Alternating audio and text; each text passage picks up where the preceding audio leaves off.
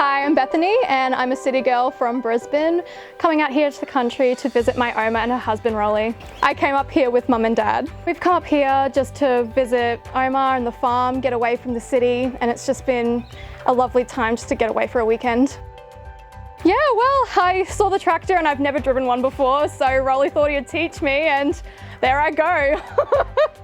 It was a lot more powerful than I imagined. I've driven manual cars before and I thought that was tough. Oh no, we've got some beetroot growing up there, but they had some kale that they were going to use for just natural green fertilizer, and so we're just using the tractor to just, uproot that and get it back into the soil.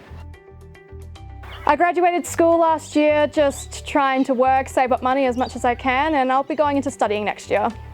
I am hoping to do a double degree in music and arts and hopefully major in music psychology. Music psychology is kind of the study of how music can affect the brain, and it's using music as a form of helping either children or adults through music to help them recover from trauma or a certain disability or something, but get them to express their thoughts and feelings through music.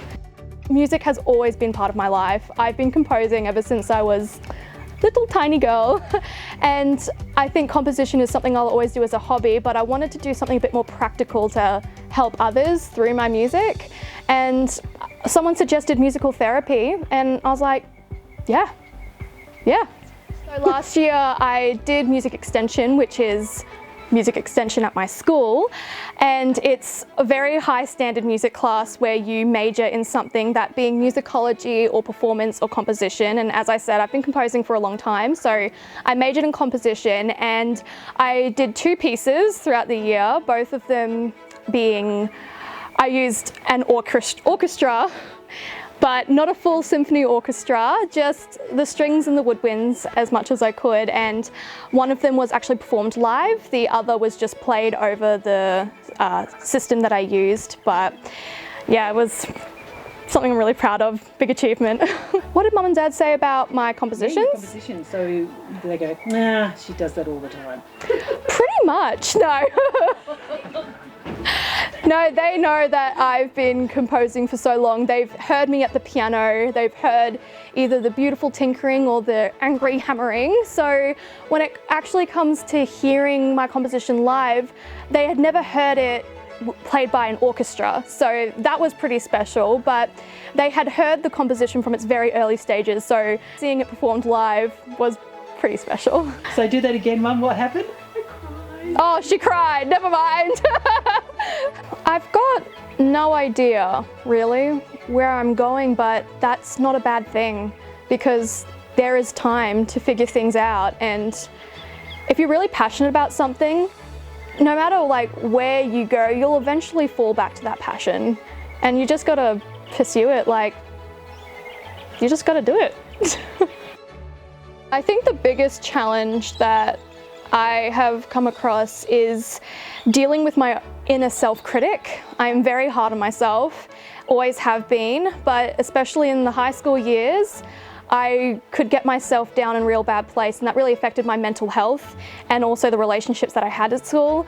And I think the biggest obstacle was actually overcoming and actually accepting myself, and it's okay to make mistakes, it's okay to not know what you're doing.